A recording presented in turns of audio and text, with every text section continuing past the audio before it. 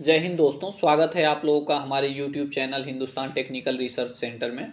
मैं आज आप लोगों को एक्सट्रूजन प्रोसेस के वीडियो लेक्चर सीरीज में नाइट्राइडिंग प्रोसेस पे वीडियो लेके आया हूँ, जिसमें स्क्रू, बैरल, डाई या फिर अगर इंजेक्शन मोल्डिंग में चले जाएं तो कोर और कैविटी।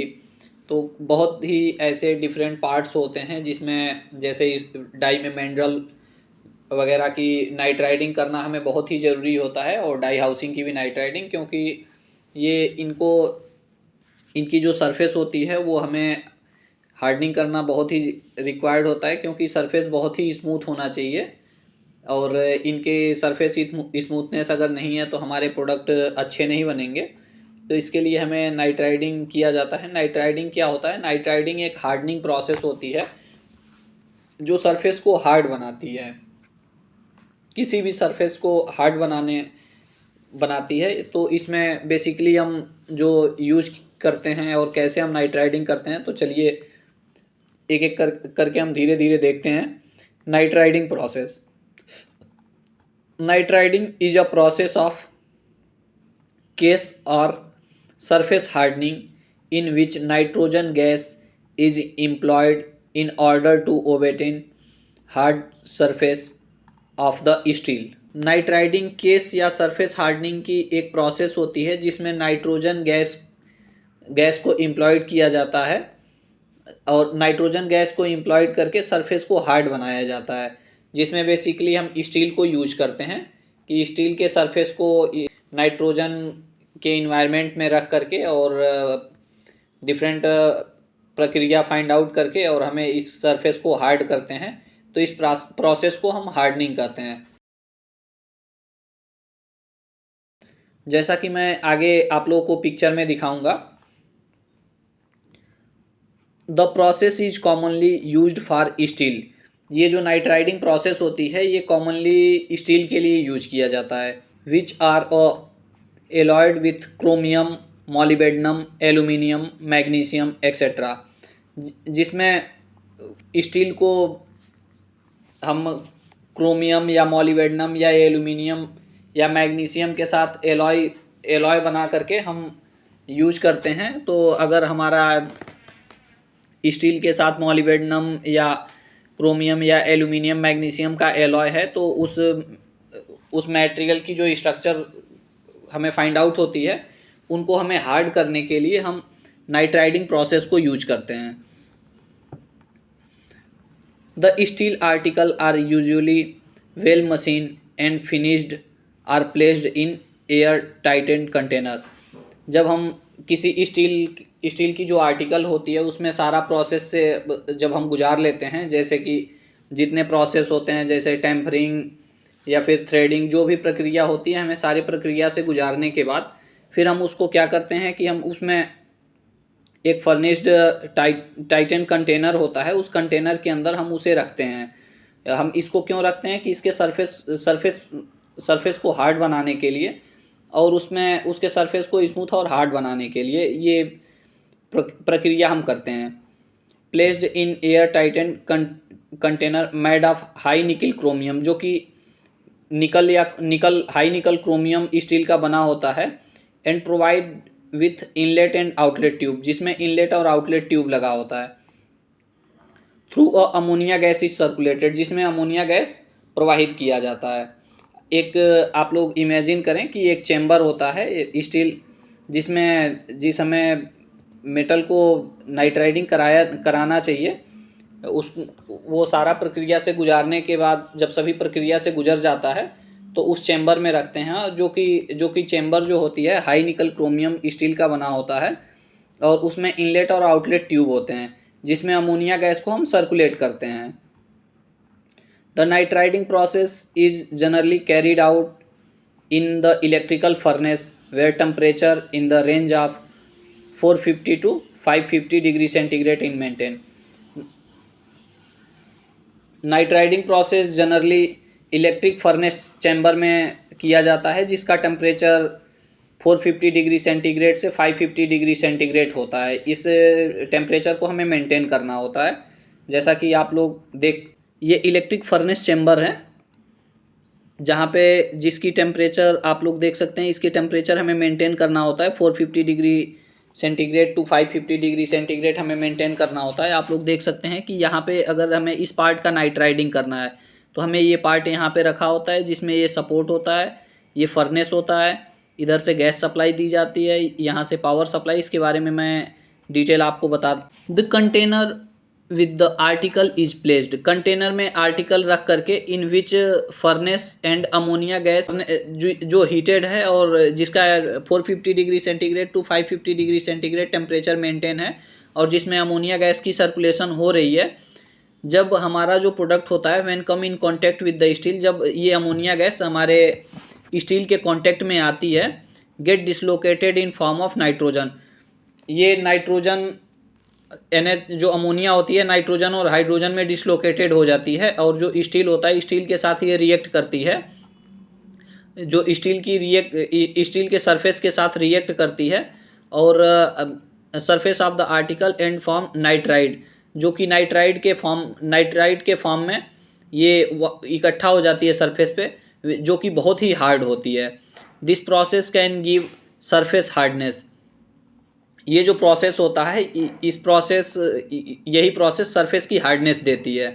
अगर हमें क्या करते हैं कि कंटेनर में अपने आर्टिकल्स को रख देते हैं और आर्टिकल जिसमें फर्नेस और अमोनिया गैस उसके टेम्परेचर को मेंटेन करके अमोनिया गैस की सप्लाई करते हैं। जब अमोनिया गैस की सप्लाई करते हैं और ये फर्नेस के कांटेक्ट में आता है तो जो अमोनिया गैस होती है वो नाइट्रोजन और हाइड्रोजन में टूट जाती है और जो नाइट्रोजन और हाइड्रोजन में टूटने की वजह से इसमें जो जब डिसलोकेशन होता है तो जो आर्टिकल की सरफेस होती है, आर्टिकल के सरफेस से वो टच होती है नाइट्रोजन, और नाइट्रोजन जब आर्टिकल के सरफेस से टच होती है तो ये रिएक्ट करती है। जब रिएक्ट करती है तो उसके सरफेस पे इकट्ठा होती है और उस सरफेस पे इकट्ठा होकर के उस सरफेस को बहुत ही ज़्यादा हार्ड बना देती है। इस प्रोसेस को हम सरफेस हार्डनेस कहते हैं। ये कितने डेप्थ तक होती है? Up to the depth of 0.8 mm। ये जो स्टील की डेप्थ होती है, जो स्टील की मेटल्स होते हैं, आर्टिकल्स जो स्टील का बना है उसको 0.8 mm के डेप्थ तक ये नाइट्राइडिंग प्रोसेस की जाती है। यानी कि अगर ये मेरा मान लीजिए इमेजिन करिए कि ये स्क्रू है तो स्क्रू के 0.8 mm डेप्थ तक ये नाइट्राइडिंग हम कर सकते हैं। Nitriding process is used in production of machine part which require high wear resistance at elevated temperature such as automobiles and air valves and valves parts and piston, crankshaft and cylinder liner। Nitriding process करने से क्या होता है कि हमारे machine में जो भी हमारे आर्टिकल्स यूज किए जाते हैं उनकी जो वियर रेजिस्टेंस होती है वो बहुत ही ज़्यादा बढ़ जाती है, क्योंकि ये एक ही स्पेसिफिक टेम्परेचर पे होते हैं। अभी जैसे मान लीजिए हमें मटेरियल को प्रोसेस कर रहे हैं तो हमारा स्क्रू बैरल या फिर डाई से मटेरियल बाहर आ रहा है, तो उस टाइम क्या होता है कि हमारा एक स्पेसिफिक टेम्परेचर होता है और उस टेम्परेचर पे हमारे जो स्क्रू हो गया या बैरल हो गए या फिर डाई हो गई तो उनको स्टेबल रहना होता है।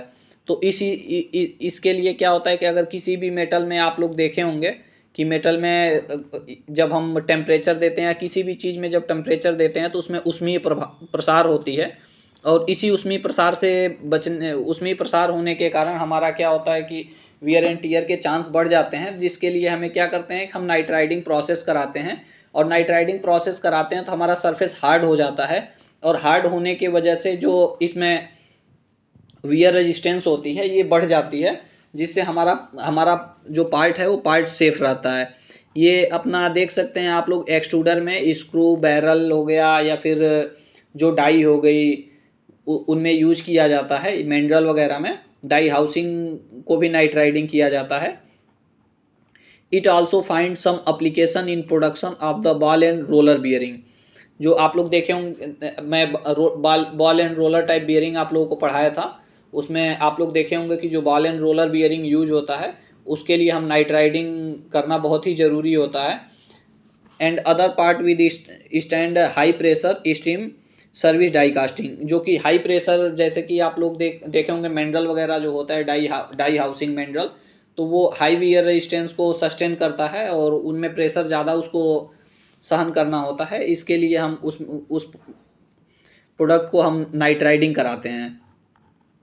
It is very much important that the core should be brought to its original toughness before nitriding by quenching in the oil from about 900 degree centigrade and tempering at about 600 to 650 degree centigrade.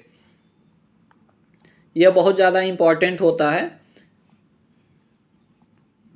जो भी हमारे core होते हैं उनको original toughness में लाने के लिए हम नाइट्राइडिंग कराने से पहले हम उनको क्वेंचिंग कराते हैं, और क्वेंचिंग कराने के लिए हमें ऑयल क्वेंचिंग कराते हैं जो 900 डिग्री सेंटीग्रेड के लगभग किया जाता है, और इनकी टेम्परिंग हम 600 या 650 डिग्री सेंटीग्रेड पे करा करके और उसके बाद फिर हम नाइट्राइडिंग कराते हैं। नाइट्राइडिंग कराने के लिए क्या होता है कि आप लोग यहाँ देख सकते हैं, नाइट्राइडिंग कराने के लिए क्या होता है कि ये एक चेम्बर होता है, ये फर्नेस चेम्बर होता है जो कि मैं आप लोगों को दिखाया। इस चेम्बर में पार्ट यहाँ से अगर मान लीजिए ये पूरा टाइटेंड चेम्बर होता है जो पूरी तरह से बंद चेम्बर है। इसमें अगर मान लीजिए आप स्क्रू की नाइट्राइडिंग कराना है तो यहाँ से स्क्रू को आप हैंग कर देंगे। जब स्क्रू यहाँ से आप मान लीजिए ये स्क्रू है, ये हैंग हुआ है, जैसा कि आप लोग इमेजिन कर सकते हैं ये पार्ट है। यहाँ पे टेम्परेचर कंट्रोलर लगा है जो 600 टू 650 डिग्री सेंटीग्रेड टेम्परेचर को कंट्रोल करता है, और यहाँ से पावर सप्लाई दिया गया है। आप लोग देख सकते हैं कि ये 2 टर्मिनल है यहाँ पे, प्लस और माइनस, तो यहाँ से पावर सप्लाई देते हैं, और यहाँ से नाइट्रोजन गैस और यहाँ से हाइड्रोजन गैस हम अंदर सप्लाई कराते हैं। या नाइट्रोजन हाइड्रोजन अगर आप नहीं सप्लाई करा रहे हैं तो अमोनिया आप सप्लाई करा सकते हैं। तो इसमें क्या होता है कि जब आप अमोनिया सप्लाई कराते हैं तो अमोनिया के सप्लाई कराने से क्या होता है, जो अमोनिया होती है वो नाइट्रोजन और हाइड्रोजन में टूट जाती है, क्योंकि जो टेम्परेचर होता है यहाँ पे टेम्परेचर स्टेबल टेम्परेचर मेंटेन होता है। और जब नाइट्रोजन और हाइड्रोजन में टूटती है, जब नाइट्रोजन हाइड्रोजन में टूटती है तो जो नाइट्रोजन होता है, नाइट्रोजन इलेक्ट्रोनिगेटिव चार्ज लेकर के होता है, और जो यहाँ पे स्टील होती है, ये स्टील जब हम पावर सप्लाई देते हैं तो ये पॉजिटिव चार्ज जनरेट होती है यहाँ पे। तो जो यहाँ से जो नाइट्रोजन आती है या फिर जो अमोनिया से नाइट्रोजन जनरेट हुआ है, वो नाइट्रोजन क्या होता है कि इसके सरफेस पे आकर के चिपक जाता है, इसके सरफेस के साथ वो रिएक्ट करता है। जब इस सरफेस के साथ रिएक्ट करता है तो इसके सरफेस के डेप्थ में लगभग 0.8 mm तक वो डेप्थ में इंड्यूस हो जाता है नाइट्रोजन। और जब ये इंड्यूस होकर के स्टील के साथ जब ये रिएक्ट करता है तो ये जो इसकी सरफेस होती है, ये सरफेस बहुत ही हार्ड हो जाती है। ये सरफेस जितनी पहले हार्ड होती है उसके कंपेयर में ये लगभग 20 से 22 गुना ये इसकी सरफेस हार्ड हो जाती है, जिसमें आप लोग देख सकते हैं कि अगर यहाँ से अमोनिया आ रही है, ये इसको यहाँ से अमोनिया आ रही है, यहाँ से इसको पावर सप्लाई दिया गया है, ये टेम्परेचर कंट्रोलर लगा है जो 450 टू 550 डिग्री सेंटीग्रेड टेम्परेचर को मेंटेन कर रहा है। यहाँ पे ये टेम्परेचर मेंटेन कर रहा है, और जैसे ही अमोनिया यहाँ से इंड्यूस कराते हैं तो अमोनिया नाइट्रोजन और हाइड्रोजन में टूट जाएगी, और अमोनिया के टूटते ही यहाँ पे जब पावर सप्लाई दिए हैं तो यहाँ पे ये प्लस माइनस ये चार्ज जनरेट होते हैं, और वो अमोनिया जो नाइट्रोजन है वो निगेटिव चार्ज के साथ यहाँ पे इससे रिएक्ट कर जाएगी।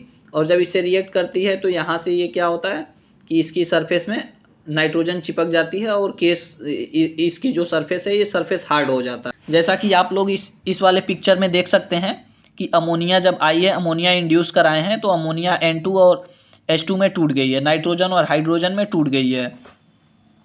ये आप लोग देख सकते हैं कि ये स्टील है, और स्टील के बीच में ये जब अमोनिया को इंड्यूस कराया गया है तो ये N2 में टूटा है, N2 और H2 में ये ऐसे टूटे हैं। तो हाइड्रोजन तो गैस होती है, हाइड्रोजन तो निकल जाती है, और उसके बाद क्या होता है कि जो स्टील के बीच में ये आप लोग देख रहे हैं कि ये स्टील के मॉलिक्यूल्स हैं, स्टील के मॉलिक्यूल्स के बीच में ये यहाँ पे आप लोग देख सकते हैं N2 इंड्यूस हो जाता है। जब N2 इंड्यूस होता है तो इनके जो सरफेस होते हैं, इन सरफेस को हार्ड कर देता है। जैसा कि देख सकते हैं screw showing grey layer deposit after gas nitriding Ahmedabad. ये अहमदाबाद से पिक्चर लिया गया है, जो कि यहाँ पे आप लोग देख सकते हैं कि ये स्क्रू की नाइट्राइडिंग कराई गई है, और इस स्क्रू की नाइट्राइडिंग करा के वहाँ पे नाइट्राइडिंग कराया गया है। तो इसमें अमोनिया गैस को इंड्यूस कराया गया है, जिससे ये स्क्रू जो है, स्क्रू का सरफेस हार्ड हो गया है। इसमें लगभग 0.8 mm डेप्थ तक N2 इंड्यूस हुआ है। तो आई होप आप लोगों को ये नाइट्राइडिंग प्रोसेस समझ में आई होगी, जो कि एक्सट्रूजन प्रोसेस की बहुत ही इम्पॉर्टेंट टॉपिक होती है। अभी चलिए हम लोग इस वीडियो को यहीं पे समाप्त करते हैं, और आगे वाला जो हमारा वीडियो आएगा उसमें हम लोग देखेंगे मटेरियल सिलेक्शन क्राइटेरिया, कि हमें किसी मटेरियल को सेलेक्ट कैसे करते हैं। जो कि हमारी प्लास्टिक मटेरियल को सिलेक्शन, हमें प्रोसेस करने से पहले मटेरियल को सेलेक्ट करना होता है, तो हमें मटेरियल सेलेक्ट करने के लिए किन किन बातों पे ध्यान रखना होता है, इसके बारे में अगला वीडियो हम लोग देखेंगे। तो चलिए मिलते हैं नेक्स्ट वीडियो में। जय हिंद।